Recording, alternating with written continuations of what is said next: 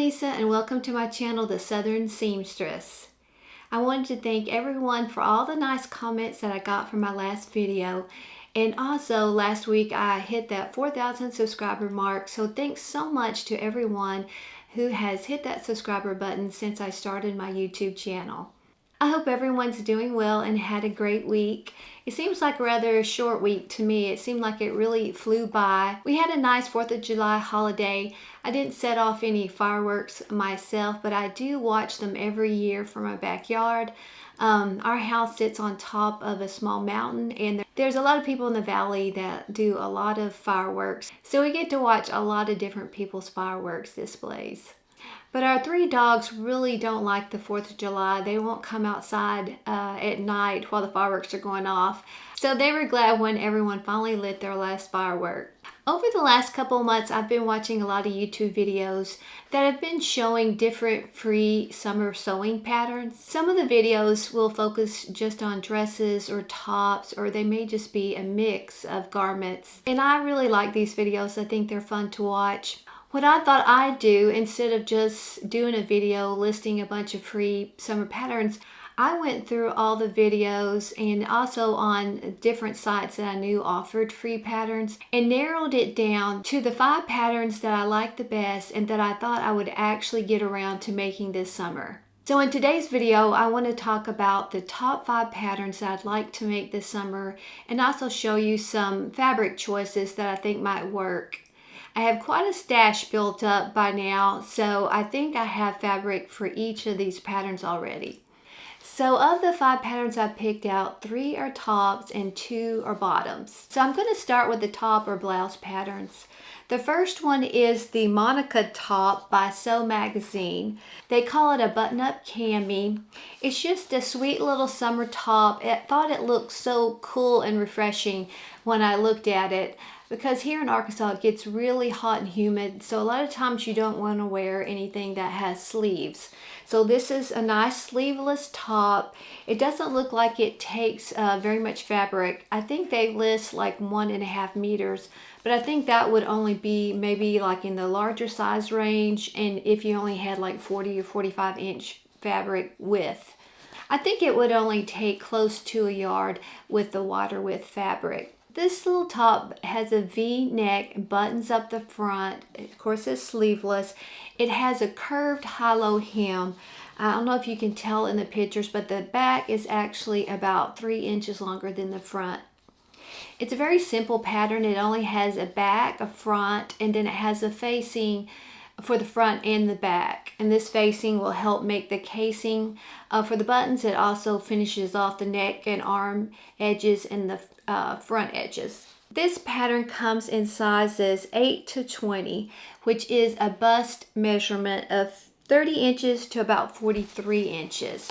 When I was looking at the website, I noticed that for each of the patterns, they give the sizes, but they don't show the measurements for these sizes, but they do have a size chart that you can download. So I will try to link that along with the pattern down in the description. Like I said, their sizes start at 8 to 20, and they're a little bit different, I've found, than other patterns. So you really want to pay attention to the measurements. So the sizes sound kind of like maybe like the big 4, because a lot of those start at a size 8. But in a big 4, I usually wear maybe an 8 or 10. But looking at their measurements, my measurements fell into a size 12.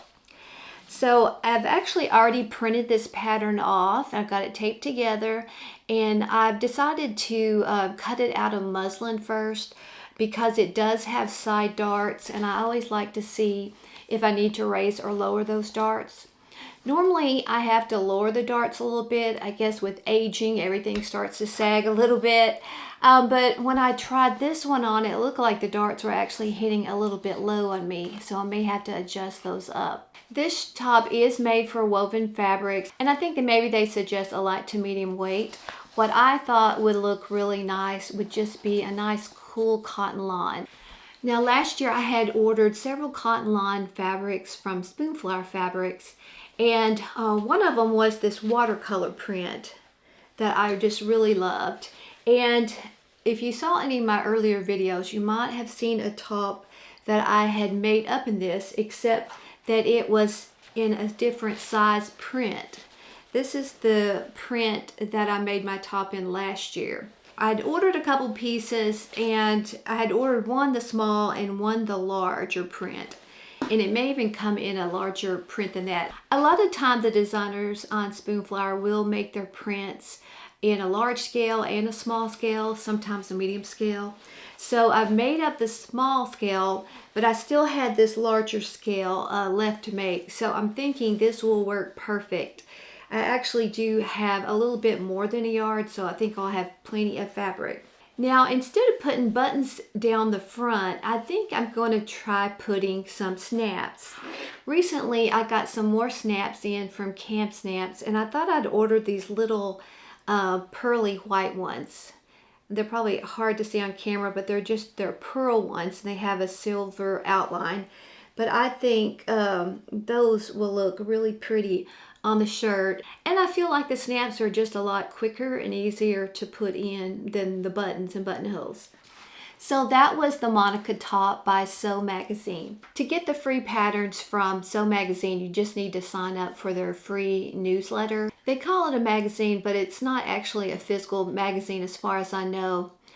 But once you sign up and you're logged into your account, then you're going to be able to see the download for that PDF pattern.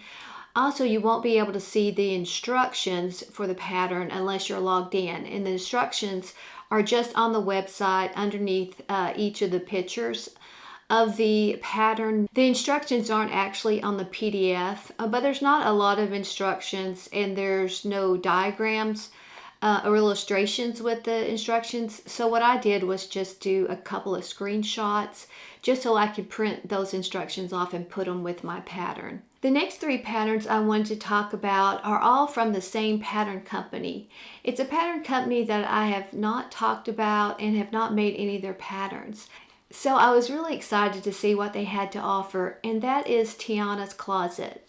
Tiana's Closet had a couple of blouse or top patterns that I wanted to make, and the first one is called the Paloma top. This cute top has puff sleeves with elastic casings. It has a split V neck with little ties, self ties, and it's got a yoke on the front and the back, and below each of the yokes it has some gathering. So I think this will be another cool breezy top to wear this summer. It comes in sizes extra, extra small to 5 extra large. So a pretty good size range. That is a bust size of 31.5 to 47.5. In this one, I probably won't bother with a toile. I'll just go by my bust size. But on the download, it's just the pattern pieces themselves. You'll get the instructions from off the website. Now, I noticed on their instructions, they do have a few little helpful tutorials to help with different parts of the blouse. Like they have one on making the little self ties.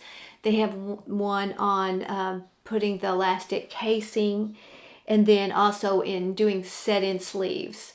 So the tutorials are not necessarily for this certain top, but it's for any top or pattern that would have those techniques that you need to do. This pattern is for woven fabrics, and they suggest cotton, linen, silk, or even chiffon.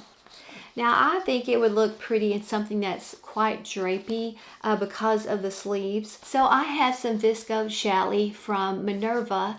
I didn't have it when I did my Minerva fabric haul showing. It came in later. So I have 3 different viscose challis from Minerva. This is the one I thought would be really cute for it. It's kind of got a yellow, peachy orange in the background, which are colors I don't normally wear, but it has my other colors I like, which is more of a aqua and a pink and then like a raspberry.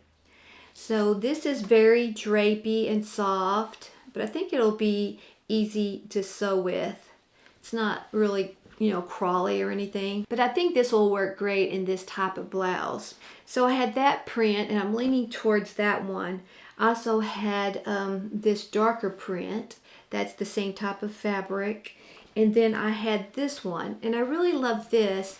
Now this was their last piece, which they said they had 1.7 meters, So I ordered it, and then they wrote me back and said, well, actually it's in 2 pieces, a meter and then 0.7 of a meter. But I said they could go ahead and send it to me because I figured I could get the main blouse out of the meter, and then I could always do sleeves or facings or something with the other piece. So that was the Paloma split neck blouse by Tiana's Closet. So my third and final top pattern is also by Tiana's Closet, and it's the Orrie ruffle sleeve top. This also comes in the same sizes as the Paloma blouse, which is extra extra small to 5 extra large, and a bust measurement of 31.5 inches to 47.5 inches. This top has a relaxed fit. It has double ruffled sleeves, a V-neck and a neckband. It's got some gathers off of the front shoulders and also along the back underneath the neckband. On their example, they show some machine embroidery stitching around the neckband and also along the V front. It looks like it's got a slightly curved hemline. They suggest light to medium weight woven fabrics. I think it would look really good in a cotton line or a lightweight linen. I think if the fabric is too soft and drapey, the ruffled sleeves are going to be a lot droopier than what it shows in the picture.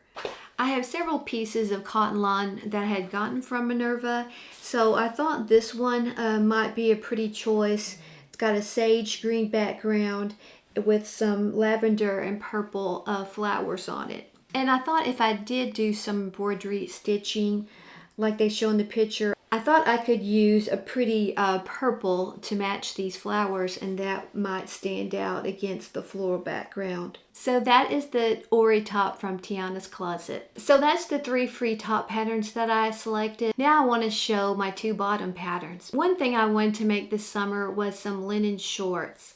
And I wanted them to look a lot like some ready-made shorts that I already had. These are the ready-made shorts that I had. They're just from a company called Garnet Hill. And what I liked about them was that I liked this waistband. I like that it's a separate piece. Some of the free short patterns that I found just had the fold-over waistband, which kind of makes them look more like boxer shorts or pajamas. So I definitely wanted a separate waistband piece for it, and I wanted it to look like it had multiple rows of elastic, and I really liked the drawstring too. This has front side pockets, and I wanted to find a pattern that had similar pockets. Now these do have pockets on the back, but they're not usable pockets. They're actually stitched down, so you don't use them. So I didn't really care if the pattern had back pockets because I'd probably just leave them off anyway. So I searched through all the free short patterns that I could find. So the pattern that I found that looked closest to my ready-made short is one by Tiana's Closet, and it's their Pipa Paperbag short. These shorts also come in sizes extra, extra small to 5 extra large.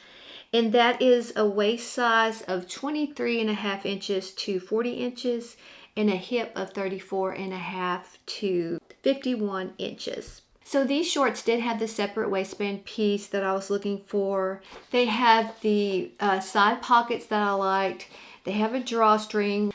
Now I haven't looked closely at the pattern pieces yet. I'm not sure if this drawstring goes all the way around or if it's just in the front, or if this is one solid piece of elastic, or if it's multiple pieces of elastic. Now my ready-made shorts, I think this is actually one wide piece of elastic, and then they've stitched down 2 lines to make a channel for the drawstring. So the drawstring actually goes all the way around and it goes on top of the elastic. So if these shorts aren't like that, I'll just go ahead and alter the waistband so that it fits. And I want it to be the same height as these striped shorts. It looks like the waistband's a little bit skinnier, maybe. Now the length of these shorts look about the same as the ones I have. I think the Pipa shorts look a little bit fuller than the shorts that I have. So probably what I'll do is, once I get the pattern pieces taped together and cut out, I will probably kind of compare the width of those shorts to the ones I have. So I may need to size down to make it about the same amount of fullness, or I may be able just to take some of the fullness out of the leg front and back pattern pieces. So last year I had bought several pieces of linen from the fabric store, but I only got like a few of them made up. So one of the pieces that I have, and I think I only have a yard of this one, so that would probably be perfect for the shorts, is this pretty blue. This color actually looks very similar to my wall paint color in here and in my laundry room. So maybe that's why I really liked this color when I saw it online. So I think this linen will make a pretty pair of shorts. And when I was laying all these fabrics out earlier, getting ready to film the video, I noticed some of the flowers in this fabric really matched well this solid linen color. So if I can make a top out of this and shorts out of this, I know they'll look good together. So that's the Pipa Paperback Shorts by Tiana's Closet. So for the last pattern, I wanted to pick out a skirt pattern. I've been wanting a few more flowy skirts in my wardrobe. I have quite a few shorter skirts and a lot of like skirts that I like to wear. So when I was looking for a skirt pattern, I wanted a waistband that was similar to what was on my shorts, that had multiple rows of elastic, or looked like they did, and a drawstring. So the skirt I liked best was by Tessuti Fabrics, and it's called their Tessuti Multi-Elastic Waist Skirt. Their skirt has 3 rows of elastic, and they also have each row spaced out, so they're not side by side, which gives the skirt band quite a bit of width or height, I guess you'd say. So I think the waistband might come out with too much height for me since I'm a short person. So what I'll probably do is I just won't have those empty channels between the elastic channels. I'll just do the 3 elastic channels side by side. The skirt also has side pockets, which I know a lot of people like. For this pattern, I think they're going to have you measure your waist, and then you're going to multiply it by a certain number, and then you're going to cut out 2 rectangles for the front and the back. So you're not going to have to like print the pattern, the sheets off to put the rectangles together. The only thing you print off is the pocket pattern. So you won't have to spend a lot of time taping on this project. For this pattern, they suggest lightweight woven fabric, something that drapes well. I don't think you'd want to have anything too structured or bulky because it would just add bulk around the stomach and hip areas. They suggest linen, crepe, silk, cotton, and viscose. And they say it may take about 2.2 meters. Of course, if you're on the shorter side, it's going to take less fabric. So I was going through my fabric stash to see what might work. I think I will need at least 2 yards or 2 meters to make the skirt. And I don't have a lot of pieces of fabric that I've bought 2 yards of. Most of the time I will buy between a yard and maybe a yard and 3/4, because usually I'm making a top or a blouse or maybe even a jacket, so I'm not needing that much fabric. But I did find this piece of fabric in my stash, and I think I do have, I haven't measured it, but I think I do have 2 yards. I think I got this last year, so I can't quite remember where I got it. It may be from Guthrie & Ghani, or it may be the sewing studio, probably one of those 2 places. I think it's a cotton linen blend is what I believe it is. But it's very soft and it's very drapey. But I would say it's, you know, closer to medium weight than a very lightweight. And it's not very see-through. I want to make it out of something that is very drapey, but that's not transparent. I don't want to have to put a lining with it or wear a slip with it. I just want to wear the skirt. So I think this will work. I love this color purple. It's kind of a heathered, I guess, got a little bit of a gray tone in it. And when I was laying out all these fabrics, I was thinking this cotton lawn might go well with it because it has several different purples. It's got, of course, a darker purple, but it's also got some lighter purples and some mid-tone purples in here. So depending on what type of blouse I make out of this, it may go well with this skirt. I think too, just a solid white top or maybe a light gray or a sage green would look good with this purple. So that's what I'm thinking of using for the Tessuti Multi-Elastic Waist Skirt. So that's the top 5 free patterns I'd like to make this summer. Hopefully you found something you like among this collection. I'm hoping to get quite a bit of sewing done this coming week. My husband's going to be away for a few days for work, so I always try to take advantage of those days and just really get a lot of sewing done. I did get one of my new t-shirt fabrics made up this past week, and so I'll be showing you that top in a future video. I want to get a couple of other pieces made up and then just show them to you at the same time. I'm also working on a couple of gift idea videos. You know, before we know it, it'll be Christmas. And of course, there's always different occasions throughout the year where you need to make someone a gift. If you enjoyed this video, I would really love for you to give a thumbs up. And if you've made any of these patterns, I would love for you to put that in the comments and let me know if you liked the pattern once you made it, and also if it fits true to size.